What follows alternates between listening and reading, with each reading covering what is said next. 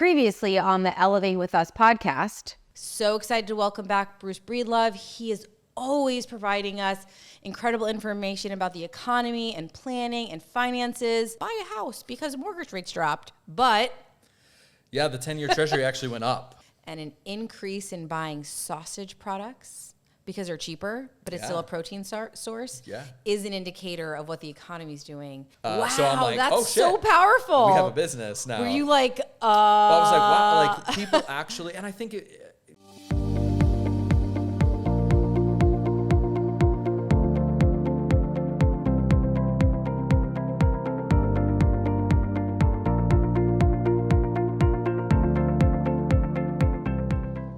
Two, it's because, again, I've been doing this for almost a decade. I've built a rapport with people and a reputation of just wanting to help. And obviously, I started with $600 when I was 17. I became a millionaire at 32, a multimillionaire at 35.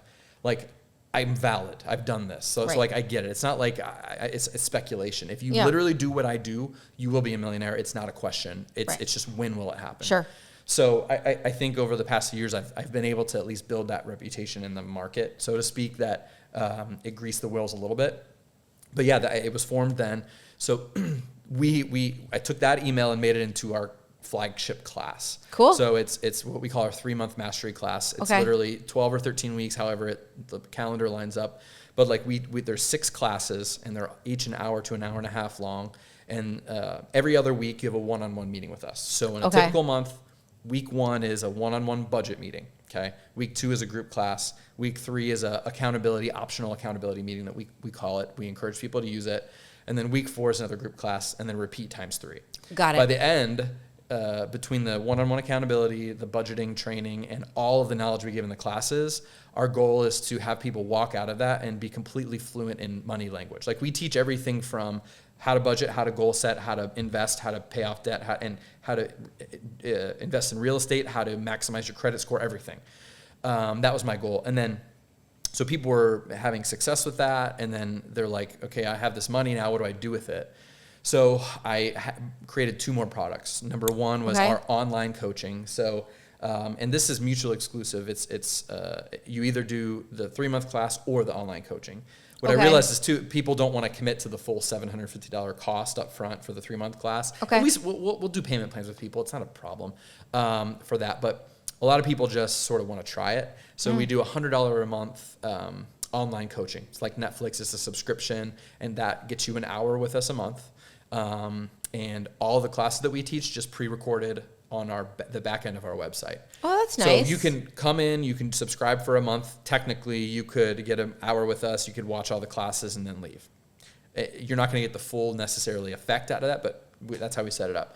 So a lot of people do the 3-month class, and then they see the value of meeting with us, and then go into the online. Right, because they want to continue to meet with you. Because, most people who want to be coached need accountability. Yeah. Right, and that's why, like, Tom Ferry, who's a really well-known real estate coach, people don't know this. Everything that he teaches is free. Like, there is nothing, if you sign up for coaching, that's really that different than when you get one of his coaches. You can get all the media, you can get the worksheets, you can get the booklets, you can get everything. But he knows that you're not going to do it and that you need accountability. It's brilliant. I need to copy that model. Well, there you go. So that, I sort of already am. That's what he does, because I did Tom Ferry coaching, and I asked my coach, I'm like, I have found all this stuff. He goes, everyone needs accountability, or the majority of humans. Yeah. It's very unusual that someone can be that self-motivated. And if you are that self-motivated, the accountability becomes more of like a question or like a validation of like, did I do this right? Or what could I have done better? Oh yeah. Like it's sharpening. Yeah. Yeah. It's exactly right. Yeah. I mean, I think it's so incredible what you've built. I love to have kind of watched it grow and, see people you're helping and the money people are saving and the money people are making, right? Because you just said you got 2 options. Yeah. Well, we have a third too. No, but you can make money or save money. And you're doing both. Yeah. So we call it your margin of living. Your margin of living is the distance between what you make and what you spend. And the margin of living is in people who are accruing debt, it's flipped. Right. You're spending more than you make. So you have a negative margin of living. Right. And a negative margin of living creates debt. Correct. Right. Because that debt has to be funded somewhere on credit cards or overdrafted checking accounts or whatever. A HELOC that you draw down on, home equity line of credit.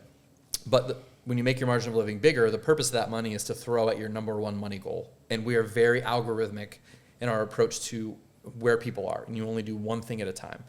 And and I, spoiler alert, talked about that at the beginning of this year in that episode we did. Yep. So go back and listen to that.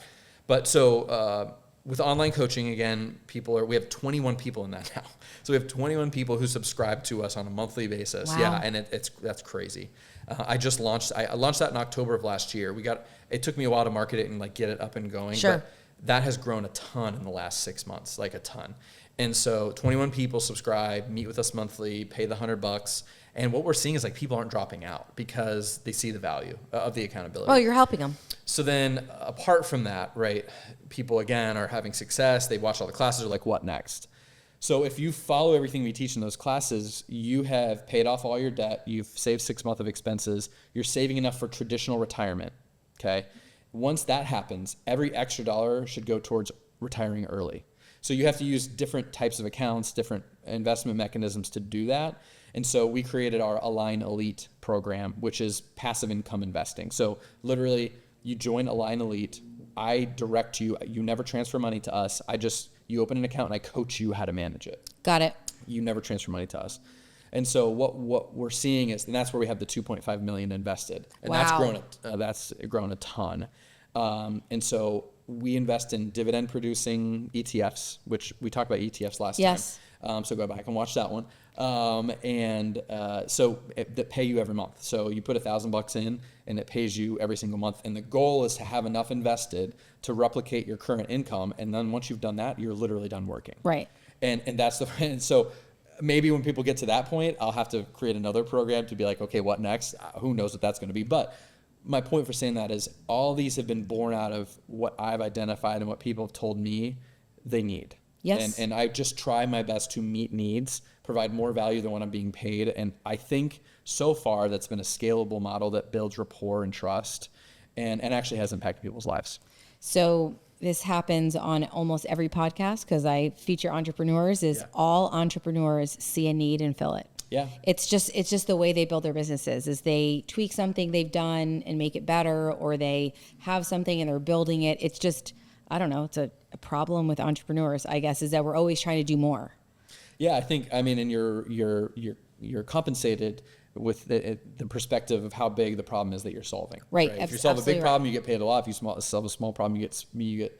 So I think we're solving a big problem. Yes. And so maybe I'm defying what I just said, but and we're making a fraction of what the impact is that are in people's lives.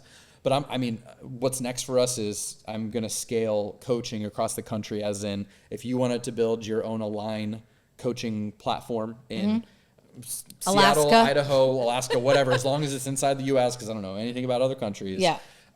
You can come to me, I'll train you. You would pay me like a franchise fee. Right. And then, we take a very, very small percentage of what you make going forward. For instance, like we have one set of coaches already. So I'm doing this No already. way. Yeah. Congratulations. So we call them Align certified coaches. And this is someone who's been a friend to me, like my best friend in the world for, I don't know, since I moved to Jacksonville. So Okay. And so they already had they spent plenty of time with me, so they get it. Yep. But anyway, so literally, if they have an online coaching customer, they make $100 a month, they pay us $5.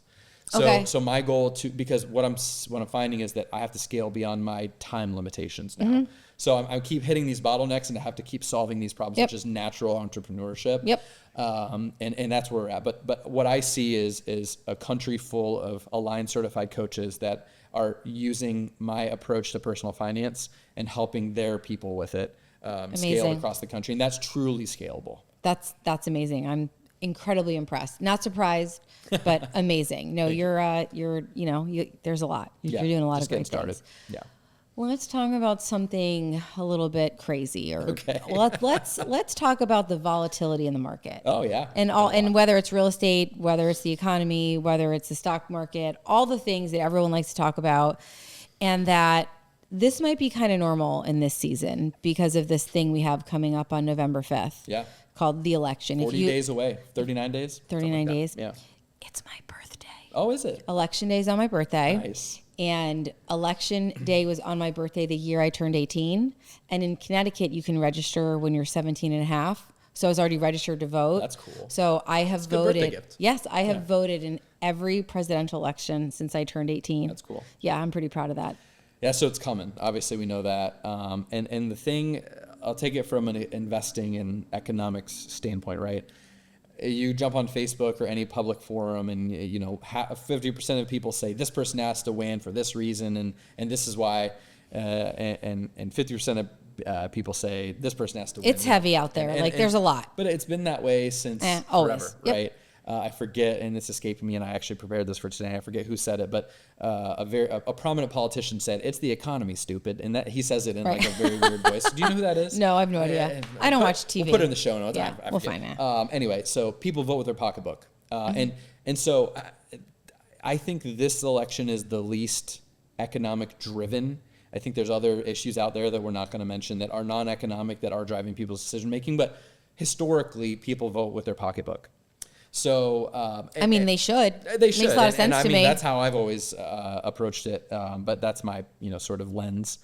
But the takeaway is you can set yourself up to win no matter who's in the White House. Like your success or failure is not going to be determined by who's sitting in the Oval Office. Right. And if it is, you're in trouble because you're depending on something that is completely out of your control. Yeah. And when I see people squabble over these things, I'm like, there's real policy differences. There's really different things that can happen based on who gets voted in. However, what's happening in your house is more important than what is happening in the White House, as Dave Ramsey famously says. Right. So, you need to focus on your four walls. You need to control what you can control, focus on that, and then prepare for the worst that economics can throw at you. Now, there has been volatility in the stock market, in the 10-year Treasury, which determines mortgage rates, because investors, markets, companies like certainty. And when there's any sort of uncertainty that enters the equation, volatility happens. So, right.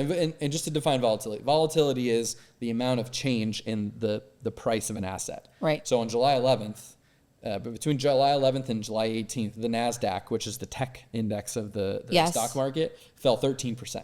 Did you know that? No, because I don't follow this stuff. Yeah. So that's crazy. That's a 2008 level, or not quite, but that's a pretty big It's pretty correction. intense. Anything above 10% is a correction. Wow. And so you didn't see that anywhere. Those of you watching, if you have a 401k, you probably didn't even notice that change. Nope. But volatility breeds opportunity, right? Right, so sure. I coached all of our Line Elite members. As soon as that dropped, we were pumping money into the market. Exactly. Because, the buy signals are going off because I knew it was going to come up. Of course. And then the recovery is where money is made. So, absolutely. So what I would say is volatility is opportunity, and be prepared for the down. And that's where people fall short, is I think when times are high, when money was easy, when houses were selling like that, realtors were crushing it. I see BMWs and Mercedes and Gucci bags and all this stuff. And then the bottom dropped out. Right, and people weren't ready for the opportunity that comes with volatility. Right. You have less competition in the market because more agents are like, you know what, screw this, I'm out. Absolutely. The numbers might not shake out in the membership numbers because maybe they just will not renew their license next time. Correct. But is there less active agents right now? So there hasn't been a super change because a lot of people are still getting their real estate license. So it's been pretty, I would say, within a normal range. It hasn't. But if you're an agent with an existing market share, existing relationships, you're better primed to take advantage of this opportunity than a new agent would. Is that valid? Yeah, no, for sure. And what people forget is that people are always going to buy and sell houses. It might be at a slower rate, right? It's a part of our world or our country is that we live in houses and they get bought and sold. And agents just have to be smarter about their money, and they have to remember that and ensure what they're doing they get value for. The same thing, they probably pay for a gazillion subscriptions to whatever dumb real estate thing they think is out there. They're paying, you know, Coffee and Contracts, is that one? Oh, sorry, I don't mean to name No, one. Coffee and Contracts, absolutely. Yeah. That's one. And it's relatively inexpensive, right? Yeah. So it's like $50 here, Yeah. $30 here. This one's $500 a year you pay once, and you add it up and you're like, awesome. I didn't use anything my brokerage provided that I'm also paying for. Yeah. You know, you're spending maybe $100 a month on what your brokerage paid for, and then you're spending $1,000 a month on also stuff you don't use. And all of a sudden you're like, oh, I got to leave my brokerage because of blah, blah, blah, blah, blah. And you're like, but you're still paying for all your stuff. Yeah, can I comment on that really quick? Oh, yeah, please do. So I got asked this question in January on a different podcast. Someone asked about like scaling a business. When do you like purchase things? And my answer was, you should, when you're a small business owner, when you're just starting out, you do every job. You create all the content, you edit all the content, you do everything. As you scale, you take the lowest dollar per hour item and hire it out. Yep. Right? So you should look at every expense in your business as you're hiring yourself out. And if that's not truly what it's doing, get rid of it. Because guess what? If it's not truly replacing something that you're not doing because you don't have the time, then it's pointless. Right? So approach every business expense like that. And I would guarantee you that less than 10% of the things that are on that list are now scratched out because they're not truly hiring you out as a lower dollar per hour activity that you need to delegate. No, well, number one, most agents, or a lot of them, me included, we're control freaks. Yeah. Right? Like we feel that we're the only person that can do all the things, and then we don't do things well, and then we do the opposite. It's an ego thing, though. We also take like something that's worth a lot of money and we give that out, which is really stupid. Like it's really, really dumb. But agents are notoriously bad with money, right? Yeah. They get a $10,000 check. They spend $8,000. It was spent before it hit the Well, account. yeah, duh. Mentally. Yeah. Well, they're like, you know, and you see it. Real estate forums are scary places to be, especially nowadays with, I hope the DOJ isn't in there because it's bad, the things they're saying. But I just read one last night that said, and they do it anonymously, which I think is even funnier. Yeah. And they just say something like, new agent, let's just pretend I'm getting my first check and I'm making $15,000. What should I do with it? And when you read the comments, you understand why people are in trouble. Yeah. I mean, no one talks about paying yourself 20% of it, putting 20% for taxes. Starting an LLC as an S Oh, corporation. forget it. Oh, come on. Oh, sorry. What sorry. are you on drugs? Yes. Come on. That's a new recent thing I picked up. Logic. But they just take all the money. They don't invest in their business. Yeah. Right. You need things called signs and lock boxes, and you might need a website or whatever it is you think you need. Yeah. You need to ensure that you get paid and that you do it multiple ways. Yeah. You can't just take 15 and put 15. It's running a business like a business, and real estate is a solopreneurship. It's a business. And, people go from making a W-2 check where all the withholdings are done and you get to spend everything that you get to making a commission check as a 1099 employee, right? Mm-hmm. And then where did it go? No idea. They have no idea. They have no idea. But also, that's normal, though. That's normal for people to not know where money goes. So that is not a realtor thing. It's just accentuated in realtors because there's not the sort of safety checks in place to already have these withholdings taken from you. Yeah, no, absolutely. You know what I mean? And it's not like they teach it to you in real estate school. Or in life. Or in life at all, right? Yeah. And like people really struggle with the difference between W-2 and 1099 anyway. Yeah. I like to say, and I'm probably in a ruffle of feathers when I say this, is the majority of realtors want to be a independent contractor employee. Yeah. Right? Yeah. Like they want a certain level of accountability, but like not too much. Yeah. That's why I feel icky. Yeah, like I don't really want you to tell me what I did wrong. Like just tell me I did great and like say, okay, you could have done this better. Like at a whisper, like just a little bit. Yeah. When I want it, only when I want it. And only like if I told you like 32 times it was okay to give me that constructive feedback. Agreed. But they also don't think of all the things they're responsible for as a 1099. Yeah. Everything. Everything. So I always ask you this, like what's 3 great things that realtor specific, because I think that's the majority of my audience, because we're now in quarter 4. Yeah. Right. And if you're not planning for next year, you're behind. Yeah. If you start planning for 2025, in 2025, like you lost a quarter. completely lost your quarter. Like you need to be, we have a private Facebook page at the brokerage, and I posted that today. I go, you know, what are you guys working on? I posted something I'm working on. I'd love to hear what you guys are thinking about, you know, and I said it yesterday during our sales meeting is recognize that real estate's hard. Mm-hmm. It is really, really hard. But at the same time, if right now in your season of real estate, you're slower than you want to be, think of it as a great thing. Take time off. Yeah. It's okay to refresh, reflect, and then grow. Because if you're just go, all of a sudden you're super depleted, you're burnt out, then you're not able to give your best when you're super busy. So look at the season, look at what's going on, and it can be okay. Yeah, that's complicated by if you're I'm not saying go on vacation and spend $10,000 at an all-inclusive resort. I might be saying going a walk on the beach. Yeah. It's free. A walk on the beach. I love when you do this in your episodes and you whisper into it. That's hilarious. That's a Tanya thing. No, I think that I agree with you, except for the fact if someone's personal finance situation is on fire, right? It's not the time to be like, eh. And so I understand. But I agree in every other way with that. So three things that realtors can do. It's what everyone else should do, but specifically for real estate. Remember, in your business, you have personal and business. Sure. Right? And so I'd like to say that there's a wall between them, but there's not, because your business should feed your personal, right? Correct. So if your business isn't making money, it's eventually going to leak over to your personal, and you're going to be, on fire over here too. So you have to look at both entities and analyze every dollar's going. Okay. There's probably business expenses that aren't necessary. There's probably personal expenses that aren't necessary.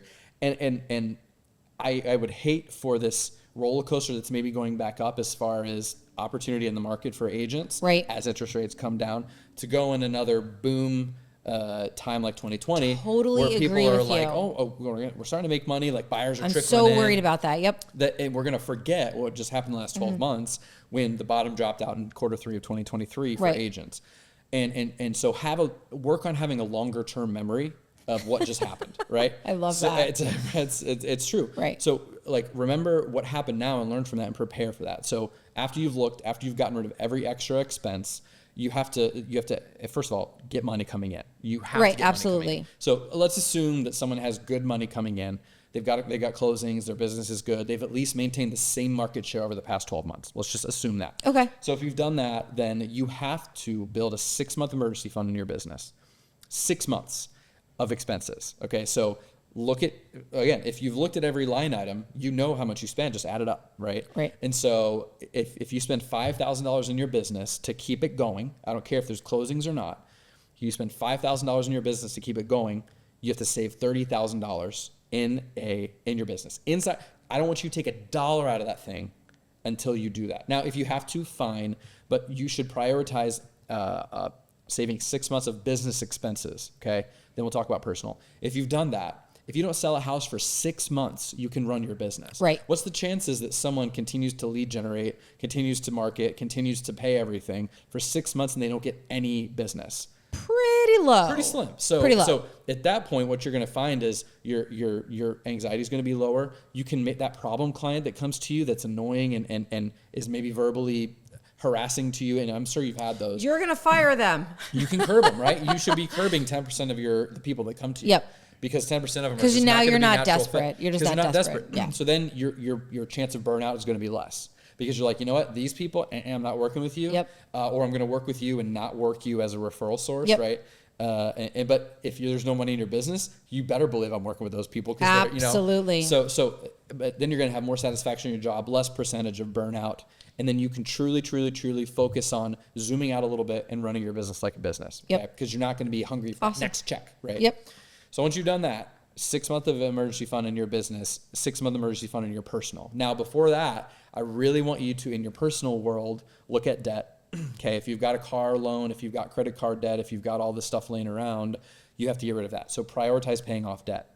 After that, have 6 month emergency fund in your personal. So during this time, you've got a 6 month emergency fund in your business. You're feeding then revenue into your personal life, right. paying yourself as an S corporation a salary plus monthly dividends. Yep. Right. That's what everyone should be doing. And then You've just blown like 97,000 you're minds. like, wait, Yeah. rewind. What did you say? No, but if you've done this correctly, and this sometimes takes people years. So what I'm saying in the last 45 seconds to 3 minutes might take someone years to accomplish. But once you're there, I'm telling you, the level of anxiety, the level of stress, the level of satisfaction your quality you have in your of life is going to go up significantly because what you said, probably the most powerful thing that you said as someone who has sold real estate, is being able to have a quality of life because you've done well enough to fire a customer because it's going to cause an incredible amount of burnout is life-changing. Yeah. Life-changing. Yeah, and it's like, I mean, it's any business. You're a restaurant owner that has a customer that comes in and gives you bad marks, or reports food, or makes you make the same thing 3 times and lose your profitability on that dish of spaghetti you made. It's like it applies across all business, but this is a real estate podcast, and it's so true for y'all because it's such a personal business and so emotional buying a house, right? But if you've done that correctly, you have 6 months of emergency fund in your business, 6 months in your personal, you've paid off your debt. Now you can go crazy investing. Or if you're like, I like working, I'm going to work till I'm a skeleton. That's up to you. Sure. Not what we teach and what we believe in, because eventually we want you to get out of real estate. We want you to stop putting open house signs in when it's 89 degrees, 100% humidity when you're 70 years old. Like, to me, that's not like living. Some people, that's their, and I'm not demonizing that, but then we can literally calculate how long it's going to take you so you can stop working. Right. And once you're there, like everything is easier. Like, sure. You go down the road and you're in a new construction neighborhood and you get a nail in your tire. Who cares? Yeah. You have to fire a couple customers, or you're like, you know what? I need to take some time off. I'm mentally exhausted. The money's there. Right. And again, this could take you years to get to, but Q4 of 2024, where we're sitting now preparing business planning and personal planning for 2025, there's never been a better time to do it. Let's do it. It's awesome. Listen, Bruce, you are always bringing us such great information, such great advice. And if you haven't reached out to him before, I highly suggest you do, because all of us need help with our finances. So until next time, I know you're coming back. Yeah, that's right.